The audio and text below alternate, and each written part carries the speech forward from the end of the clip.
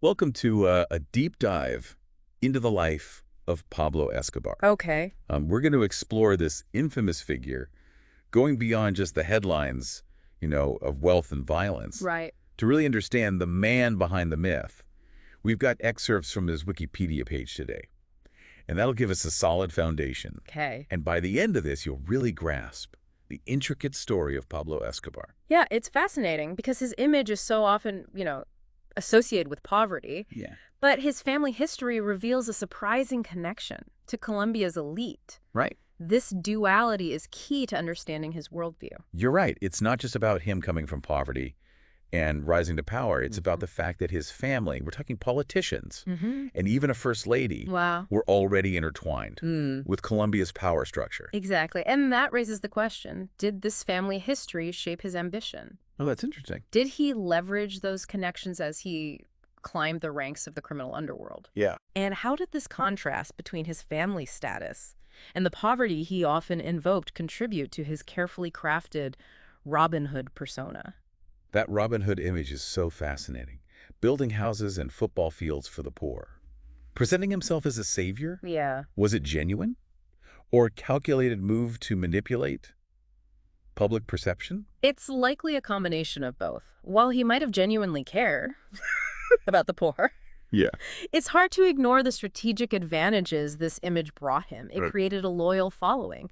That shielded him from scrutiny and fueled his rise to power. And speaking of his rise, he started out small, right? Yeah, he did. Tombstone thefts, car theft rings. Mhm. These early activities seem almost insignificant Right. compared to what he became. Right. But they offer a glimpse into his character. Yeah. Even in these early ventures, you see his entrepreneurial spirit, Hmm. his willingness to exploit any opportunity. These traits, combined with a ruthless ambition, laid the groundwork for his future leadership of the Medellín Cartel. So how did he transition from petty criminal to the infamous king of cocaine? Was it simply being in the right place at the right time? Well, in the 1970s, the demand for cocaine in the United States exploded. Okay. Escobar, with his established criminal network, saw this as his chance. He partnered with figures like Gotcha, later, and the Ochoa brothers, forming the infamous Medellín Cartel.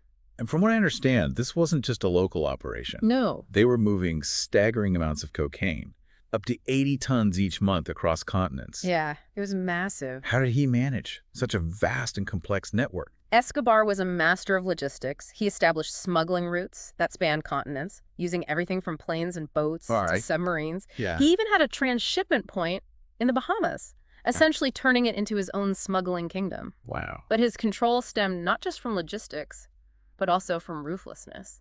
He enforced his power with a chilling philosophy Okay. known as plata o plomo, silver or lead. That's right. The choice between a bribe or a bullet. It's terrifying to think about the impact this had Yeah. on Colombian society. His strategy created a climate of fear that allowed his empire to thrive. He corrupted institutions, silenced opposition, and terrorized an entire nation. And incredibly, amidst all this, he managed to get elected to Congress. I know. Was this a genuine desire to enter politics, Mm-hmm. or just another way to protect his empire? Escobar was a man of immense contradictions. He Mhm. genuinely craved legitimacy and the power that came with a political office. Right. But, of course, his political aspirations also served as a shield against extradition and legal repercussions.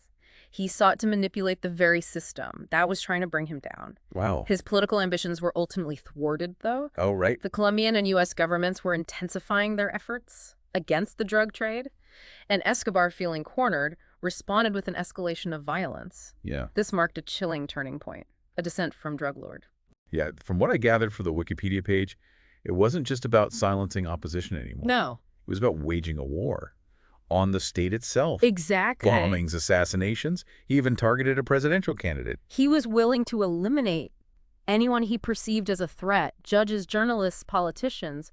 No one was safe. It's crazy. The bombing of Avianca Flight 203, which killed over 100 people, was a horrifying demonstration of his ruthlessness and a stark reminder of the human cost of his ambition. It's hard to imagine the level of fear and chaos that gripped Colombia during this time. I know, it was a dark period. And then amidst all this violence, he surrenders. Right. But even his surrender was unconventional, Yeah, wasn't it? there's a deal, a very controversial one, that allowed him to avoid extradition to the U.S. Okay. in exchange for confessing to some crimes. And as part of the agreement, he was allowed to construct his own prison, Wow. which was more like a lavish hideout, complete with a football pitch, a jacuzzi, and even a waterfall. So he was technically behind bars. Yeah. But he was still living like a king, still running his empire from within those walls. It just seems unbelievable that the Colombian government would agree to such a deal. It speaks to the level of power and influence Escobar wielded at the time. The government was desperate to contain him, even if it meant making concessions. That seemed absurd. Right. But this arrangement, of course, couldn't last forever.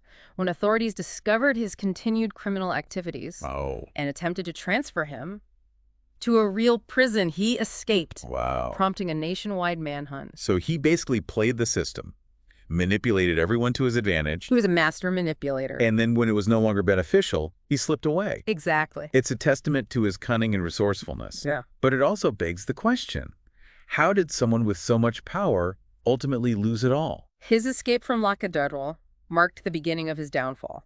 Great. He became public enemy #1, not just for the Colombian and U.S. governments, but also for a vigilante group known as Los Pepes. Los Pepes. They were financed by his rivals, the Cali Cartel, and they waged a brutal campaign of revenge against Escobar, Oh, yeah. targeting his family, associates, and properties. So at this point, it's not just law enforcement he's trying to evade. Right. It's a group of ruthless vigilantes with a score to settle. Uh-huh.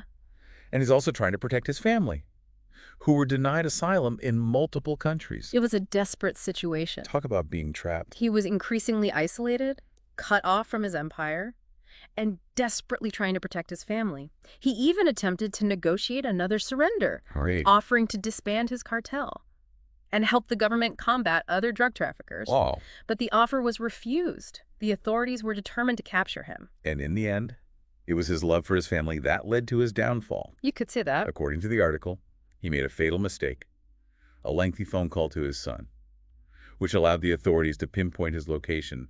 That phone call was intercepted by the search block, an elite unit tasked with his capture. They used advanced technology to trace the signal to a house in Medellin.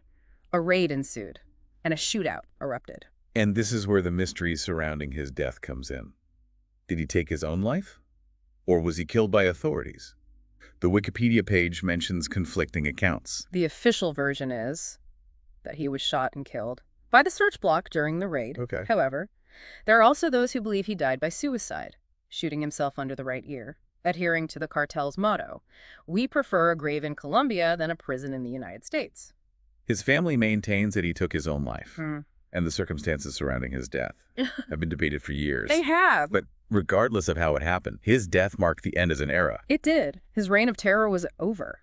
And the Medellín Cartel, once the world's most powerful drug trafficking organization, was shattered. But his legacy is far more complex than that. He was a man of contradictions, capable of great cruelty and unexpected generosity. He inflicted immeasurable pain and suffering on Colombia, yet thousands mourned his death, some even viewing him as a saint.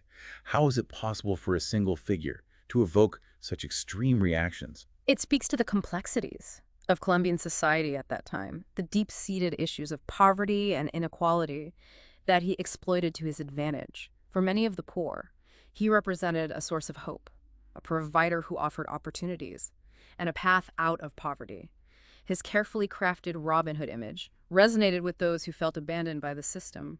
His generosity, while real, was also a means to an end. Of course. It helped him gain support, maintain control, and solidify his image as a savior, all while orchestrating acts of unimaginable violence. His story is a cautionary tale, a reminder that we must be critical of those who present themselves as saviors, especially when their actions contradict their words. It's a complex legacy indeed.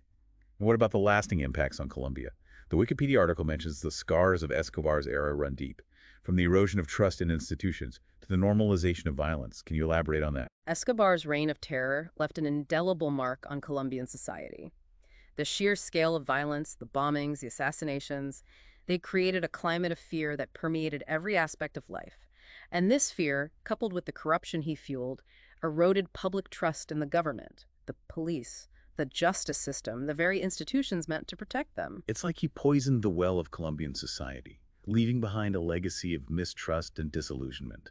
That continues to this day. Yeah, and we can't forget the impact on the younger generations. Many grew up surrounded by violence, witnessing unspeakable acts, and this exposure normalized violence in a way that has had long-lasting consequences. It's heartbreaking to think about. The generations scarred by his actions, the countless lives lost or forever altered by his pursuit of power and wealth. His story serves as a stark reminder of the devastating human cost of the drug trade, not just in Colombia, but globally.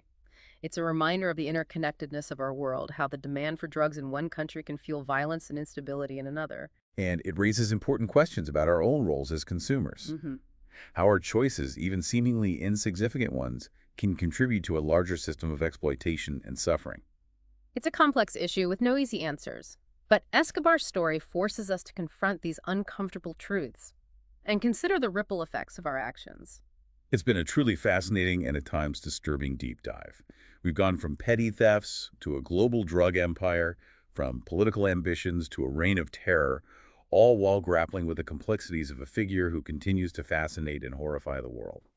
So as we wrap up, what's the one key takeaway you want to leave our listener with? I think the most important thing to remember is that Pablo Escobar was a product of his environment. The poverty, the inequality, the corruption, these factors created the conditions for his rise. And while we can condemn his actions, we must also recognize the systemic issues that allowed him to flourish. His story is a reminder that the fight against drug trafficking must go beyond capturing kingpins. It must address the underlying social and economic problems that fuel these criminal enterprises. It's a reminder that real change requires a multifaceted approach, one that tackles not just the symptoms, but the root causes. So to our listener, I leave you with this final thought.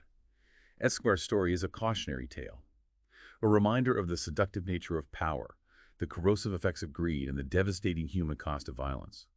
There's also a story that challenges us to look beyond the headlines, to understand the complexities of our world, and to consider our own roles in shaping a more just and equitable future.